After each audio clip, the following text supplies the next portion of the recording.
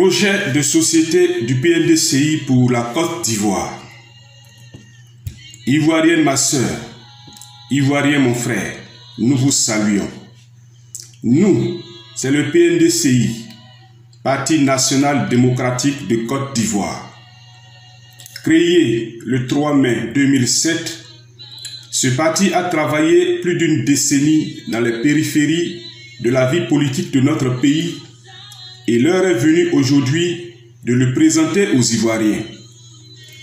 L'objectif principal du PNDCI, c'est d'éclairer les Ivoiriens. Oui, c'est de dire la vérité aux Ivoiriens. La vérité, et rien que la vérité aux Ivoiriens. Des choses cachées, des choses obscures. Avec le PNDCI, rien ne sera obscur, car nous sommes dans la lumière. Ivoirienne ma sœur, Ivoirien mon frère, nous avons une vision éclairée pour ce pays, des objectifs clairs pour le progrès de ce pays, que nous allons vous présenter en 10 points. Premier point, la discipline. Deuxième point, l'incitation à l'économie solidaire et à l'entrepreneuriat social. Troisième point, la mise en place d'un fonds de solidarité pour la lutte contre la précarité sociale. Quatrième point, les infrastructures. Cinquième point, la corruption. Sixième point, l'industrialisation. Septième point, le leadership. Huitième point, les relations extérieures. Neuvième point, le pardon. Dixième point, la restauration nationale. Avant tout propos, nous voulons signifier au passage que notre entrée politique est basée sur 3 piliers fondamentaux. Le premier pilier, c'est Dieu, le créateur de tout l'univers, qui donne le pouvoir à qui il veut. Il est le détenteur de toute vie. Le second pilier, c'est la transparence. Oui, la transparence. Le troisième et dernier pilier, enfin, c'est nos familles biologiques, nos familles académiques, nos familles religieuses et groupes d'associations. Oui, nos familles qui croient en une vie meilleure dans cette nation qui est en captivité, à la souffrance de cette nation, mais dont la peur a réduit au mutisme, car parler de politique dans ce pays rime avec la violence. Elles doivent donc nous faire confiance. Oui, nous faire confiance, car aucune déviation en termes d'arrogance, aucune déviation en termes de langage envenimé, ni de critiques malveillantes ne viendront de nous. Parlant du PNDCI, Ivoirienne ma sœur, Ivoirien mon frère, il faut dire que c'est un outil que nous mettons véritablement à la disposition de tous les Ivoiriens, que tu sois du nord, que tu sois du sud, de l'est, de l'ouest, en passant par le centre. Des Ivoiriens de la diaspora, tous devront s'approprier, n'est-ce pas, se reconnaître dans cet outil qui est le PNDCI pour que, enfin, l'unité nationale soit une réalité. Quelqu'un dira, tel père, tel fils, votre choix déterminera notre destinée et notre responsabilité vis-à-vis de l'héritage que nous voulons laisser à nos enfants. Nous empruntons cette terre ivoirienne à nos enfants. Elle ne nous appartient pas. Sachons donc la conserver, sachons donc la forger. Que la paix, l'amour de la patrie, de la vraie fraternité ne soient pas de vains mots, mais qu'ils se traduisent en un comportement selon l'esprit et la lettre de notre hymne national. Parlant de la discipline, qui est donc la première vision du PNDCI, la devise de ce pays est Union, Discipline, Travail. Il s'agira de redonner à la discipline ses lettres de noblesse, et ce à travers l'école, où s'est développée la violence, où les élèves deviennent les maîtres, et de restaurer la discipline à partir de la culture sociale basée sur les us et coutumes des peuples. Oui, des peuples vivant en Côte d'Ivoire. Parlant toujours de l'école, du cadre supérieur, il s'agira d'intégrer dans le système LMD en option des modules d'entrepreneuriat de sorte à ce que Certains mémoires ou thèses des étudiants constituent des projets de création d'entreprises à soutenir en présentiel. Des institutions financières, membres choisis en fonction des centres d'intérêt, supporteront les projets prometteurs dont l'État sera garant de la mise en œuvre jusqu'à la maturité du dit projet. Ainsi, nous pourrions impacter progressivement le taux de chômage avec les jeunes diplômés talentueux. Il s'agira également pour le PNDCI de créer les conditions de formation de haut niveau dans tous les secteurs d'activité en général et en particulier l'éducation, la santé, la sécurité et la recherche. Quant à l'incitation à l'économie solidaire et à l'entrepreneuriat social, dont le PNDCI en fait sa deuxième vision, il s'agira de développer les associations, les coopératives, de mutualiser les forces des uns et des autres pour que les plus forts soutiennent les plus faibles, qu'ils travaillent ensemble dans tous les secteurs d'activité, primaire, secondaire comme tertiaire, dans une économie distributive proportionnelle. L'union fait la force, dit-on. Nous allons inciter les Ivoiriens à réussir ensemble. Le PNDCI ne viendra pas distribuer du pain aux Ivoiriens.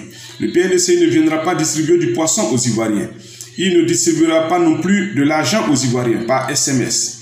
Cette façon de faire incite, n'est-ce pas, à la paresse, à la mendicité, aux dépens du travail, gage de notre vraie liberté. Mais le PNDCI, dans sa vision, va créer plutôt les conditions afin que chaque Ivoirien se réalise, afin que chaque Ivoirien apprenne à pêcher. Et qu'en sachant pêcher, l'Ivoirien arrive à créer lui-même son industrie de pêche. C'est à ce prix que nous prendrons notre autonomie dans les secteurs agricoles, dans les secteurs halieutiques, réduisant ainsi notre dépendance aux produits de grande consommation importés. Abordant la mise en place d'un fonds de solidarité pour la lutte contre la précarité sociale, troisième vision du PNDCI.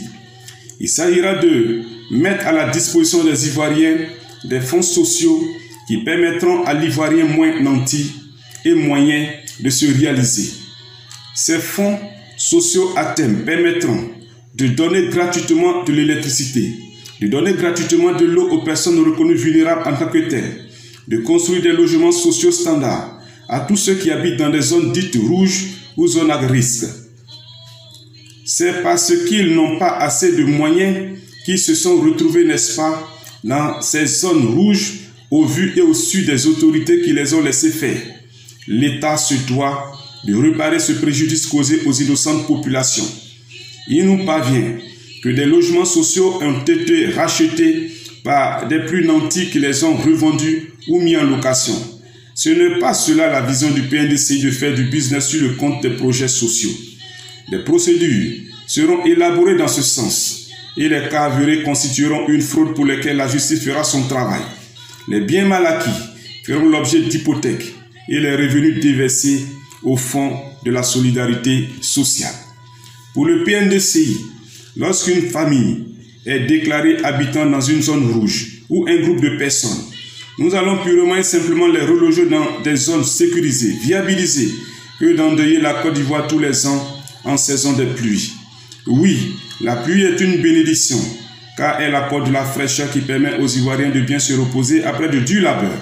Il ne faudrait pas que cette bénédiction se transforme en calvaire, en cauchemar pour nous, parce que quelqu'un n'a pas bien fait son travail. Il s'agira également d'appuyer le processus de santé publique en renforçant les actions relatives à l'hygiène publique par des certifications des réseaux de distribution de la nourriture vendue dans les restaurants et au coin des rues.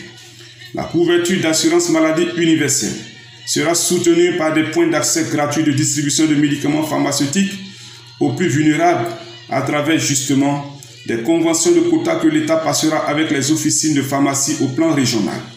Par la déclaration comme crime contre l'humanité, la vente de produits pharmaceutiques dans les rues ainsi que le piratage des œuvres de la propriété intellectuelle. La création d'entreprises sera gratuite une fois que les services compétents en montage de projets auront validé cette opportunité. Il s'agira de certifier la sécurité des biens publics par la mise en place de plans d'opération internes afin de prévenir les sinistres plutôt que de continuer à éteindre les feux dans les marchés, dans les immeubles, dans les usines, revenant aux préjudices causés par l'État, représentés dans les communes, dans les régions, par des officiers municipaux ou conseillers régionaux, détruisant les biens, maisons, magasins, boutiques, meubles et immeubles des populations, leur donnant ainsi un nouveau statut d'Ivoirien vulnérable. L'État, à travers le PNDCI, prendra ses responsabilités pour réparer à juste titre, et ce, conformément aux dispositions prévues dans notre Constitution. En ce qui concerne la quatrième vision, les infrastructures, nous allons donc véritablement informatiser le système national administratif. Le système national administratif sera informatisé de sorte à alléger la vie aux Ivoiriens, à faciliter la vie aux Ivoiriens. Les infrastructures seront aménagées, oui. Il y aura de grands chantiers qui seront ouverts. Nous savons que des grands chantiers ont été ouverts également par le pouvoir en place et par nos prédécesseurs. Nous saluons véritablement leur effort. Il y a beaucoup de ponts qui ont été construits. Il y a des kilomètres de bitume qui ont été rajoutés, même si certaines distances sont couvertes avec du bitume biodégradable ou non durable. Il faudrait que nous ajoutions notre pied à l'édifice dans le sens de l'amélioration continue pour aller, n'est-ce pas, au développement durable. Donc, ces infrastructures seront développées.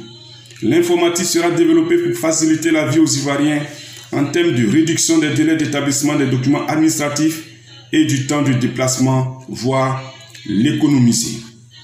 Quant au cinquième point, relatif à la corruption, il s'agira de lutter véritablement contre la corruption. Parlant de lutte contre la corruption, oui, les pots de vin, les dessous de table, la surfacturation, les fraudes fiscales, les remises sur facture. S'il y a remise sur facture, c'est qu'il y a eu justement surfacturation au départ. Tout cela constitue du vol. Il faut mettre fin à de tels agissements. Il faut arrêter de voler le contribuable. Il faut arrêter de piller le denier public. Lorsque la redistribution sera juste, transparente, de façon équitable, vous verrez qu'on n'aura plus besoin de soutenir celui-ci, de soutenir celui-là. Mais c'est parce qu'il y a eu une mauvaise gestion au départ, la malgouvernance au départ, que l'on se croirait obligé d'aller distribuer de l'argent aux plus vulnérables parce qu'ils n'arrivent pas à se prendre en charge.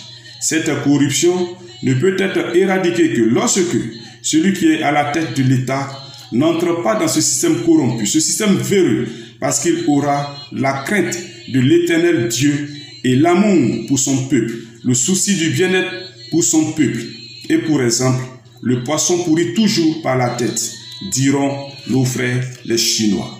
Concernant l'industrialisation, il faudrait que nous arrivions à transformer nos produits locaux en produits finis industriels. Certes, il y aura des produits locaux qui seront transformés sur place, mais il y aura aussi des produits locaux qui seront transformés à l'extérieur. Mais ce qui va se passer, en réalité, c'est que les experts nationaux et internationaux viendront véritablement travailler dans une synergie d'action de sorte à ce qu'il y ait une analyse de valeur pour que la répartition, la redistribution des ressources en termes de gains se fasse de façon équitable sur toute la chaîne de valeur, de sorte à construire véritablement un commerce équitable et éthicable dans lequel tout le monde y gagne.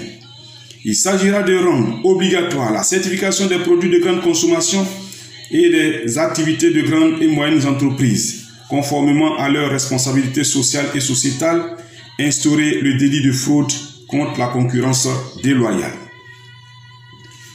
Parlant de leadership, c'est une vision du PNDC. En analysant le modèle de leadership que nous avons connu jusqu'à ce jour, nous constatons que nos gouvernants n'arrivent toujours pas à construire une vraie démocratie après 30 ans de l'avènement du multipartisme. Houphouët-Boigny est le père du monopartisme, Laurent Gbagbo le père du multipartisme. On pourrait se poser la question à savoir, qu'est-ce que ce modèle de gouvernance a véritablement changé dans la vie des Ivoiriens? Voyez-vous, chers sœurs, chers frères, Ivoiriennes, Ivoiriens, 5 générations de présidents de la République se sont succédés depuis Félix Houphouët-Boigny jusqu'à Alassane Dramane Ouattara, sans faire une passation de charge à bonne et due forme. Dans mon pays, en Côte d'Ivoire, Deux présidents ne se sont jamais assis pour se féliciter, de dire qui a gagné les élections et faire une passation transparente. Le PNDCI n'en veut pas au président, mais plutôt à leur entourage. Oui, c'est dans l'entourage du président que se forme le pourrissement. C'est l'entourage du président qui chansonne « Vivre le président, vivre le président », alors que dans leur cœur, ils répondent « Abat le président », comme dira une célébrité de la musique nationale et internationale que nous saluons de passage, notre frère Alpha Blondy. Oui, c'est dans l'entourage du président que se trouvent justement des Judas. L'entourage pousse, n'est-ce pas, le président à s'accrocher au pouvoir pour déboucher sur des crises. Et à qui profitent ces crises? Ce n'est ni au président de la République, ce n'est ni aux Ivoiriens, mais elles profitent à ceux qui ont les mains sales, à ceux-là même qui se sont rendus coupables de par leurs actes de blanchiment d'argent, de détournement massif, de pillage de deniers publics avec des co-auteurs, du gaspillage des biens publics. C'est cet entourage qui veut maintenir le président de la République au pouvoir pour qu'il y ait des crises, afin de brûler les archives de la comptabilité, de détruire les ordinateurs, afin d'effacer, n'est-ce pas, leur forfaiture. Ce que le PNDC veut changer en la matière, c'est l'instauration de la bonne gouvernance en 5 points. Bonne gouvernance, oui, en termes d'obligation de rendre compte de sa gestion. À cet effet, une opération dite main propre sera lancée dans le cadre de l'enrichissement illicite. Force sera donc donnée à la puissance publique afin d'opérer en toute sérénité par des audits, par des contrôles, pour que les coupables réparent le préjudice causé à la nation, le préjudice causé, n'est-ce pas, au peuple ivoirien, qui est aujourd'hui confronté à la précarité sociale et qualifié de vulnérable. Ils répondront oui, ceux qui ont endeuillé les ressources du pays, de par leurs actes, devant les juridictions compétentes. Bonne gouvernance en termes de transparence dans les affaires publiques. Cette transparence sera assistée par les outils tels que Transparency International. Bonne gouvernance en termes du respect de l'éthique et de la morale, des us et coutumes des peuples, pour parler d'honnêteté, de responsabilité, d'engagement. Oui, bonne gouvernance en termes de respect des règles, de bonnes pratiques de comportement international dans les limites de nos mœurs. Et enfin, bonne gouvernance en termes de respecter et faire respecter nos lois à tous, car nul n'est au-dessus de la loi. Nous allons donc gouverner dans le strict respect des lois en général et des lois du pays en particulier. À cet effet, la séparation des pouvoirs est une absoluté, un impératif pour le PNDCI. Chaque pouvoir doit faire son travail et non celui des autres. Exemple, un ministre ne doit pas être député. Ce faisant, c'est être juge et partie. Ces fonctions antinomiques constituent des blocages dans l'avancement et le progrès d'un pays civilisé. Relations internationales, relations extérieures. D'aucuns prennent pour habitude à dire les dirigeants africains, oui, on nous qualifie de dirigeants parce qu'on nous dicte ce que nous devons faire pour notre pays. On nous dicte ce que nous devons faire pour nos compatriotes. Contrairement à gouverner qui est de tenir le gouvernail du navire ivoire et de l'orienter à bon port en fonction, n'est-ce pas, des besoins et attentes, des aspirations du peuple ivoirien. Il sera donc question pour le PNDCI d'établir véritablement des échanges de B2B, de gagnant-gagnant avec nos partenaires, les investisseurs, nos partenaires de l'Occident, avec nos partenaires de l'Asie, et que les pays du Nord et les pays du Sud s'asseyent et que nous engageons des débats, des négociations, des discussions de sorte à ce qu'il y ait des compromis qui puissent arranger toutes les parties et non des compromissions soutenues par des motivations égocentriques. Au lieu de permettre que ceux-là même qui veulent nous maintenir dans l'oppression continuent d'être les maîtres de nos vies, l'esclavage est aboli depuis lors, chers messieurs. Le PNDCI refuse que son peuple soit toujours asservi à une autre forme d'esclavage, au mépris des droits universels de l'homme, adoptés par l'Assemblée générale des Nations unies le 10 décembre 1948 à Paris, au palais de Chaïbo, par la résolution 217-3A. entériné par la Charte africaine des droits de l'homme et des peuples relativement à la décision 115 ISV1 de la conférence des chefs d'État et de gouvernement en sa 16e session ordinaire tenue à Monrovia au Libéria du 17 au 20 juillet 1979. Notre pays a tout ce qu'il faut pour que chaque Ivoirienne réussisse et qu'il ou elle s'épanouisse. Revenant au pardon, 9e point du PNDCI. Le pays a connu des crises. Le PNDCI n'est pas en marge. Il s'agira d'organiser un forum national de la repentance. Que chacun reconnaisse sa part de responsabilité, reconnaisse son tort et que chacun demande pardon pour une vraie réconciliation. Sans le pardon, il y aura toujours des rancunes et il n'y aura pas de développement durable car les crises sont imminentes. Si nous sommes d'accord que la Côte d'Ivoire est un pays béni de Dieu, comprenons que tout ce qui nous arrive est la volonté de Dieu et non la volonté des humains. Tous ceux qui ont dirigé ce pays ont fait leur part. Le PNDC ne saurait passer sous silence leur contribution visant à rechercher le bien-être du peuple ivoirien. Mais nous reviendrons spécifiquement sur quelques particularités. Les grandes nations se sont développées après des crises et la Côte d'Ivoire n'est pas en reste. Elle a aussi connu son choc. Le moment était indiqué avec le président Laurent Gbagbo, historien chevronné, qui a rapidement tiré ses solutions en faisant allusion aux crises que le monde a connues, établi des similitudes et trouvé des solutions qu'il qualifiait selon ses propres thèmes de nouveaux médicaments qu'il fallait essayer. Cela a permis, n'est-ce pas, de trouver un dénouement rapide à cette crise, évitant ainsi à notre pays le chaos comparativement aux crises qu'ont connues les pays africains, notamment en Angola ou au Rwanda. Nous le saluons de passage, y compris tous les membres de sa famille biologique, politique, religieuse, autant marqués, nous laverons le linge sale en famille. Quant au président Alassane Dramane Ouattara, que nous saluons aussi pour son courage managériel pour avoir tranché le débat sur sa candidature. Il fut appelé Magellan par les Ivoiriens lorsqu'il parcourait le monde à la vitesse de la lumière, à la recherche des fonds pour soigner la mère patrie encore malade et réparer ce qui a été déconstruit après la crise par la faute de je ne sais qui encore. Nous retenons que le pays a retrouvé ses emprunts et est devenu aujourd'hui un joli pays par l'arrivée des pluies de milliards avec les investisseurs.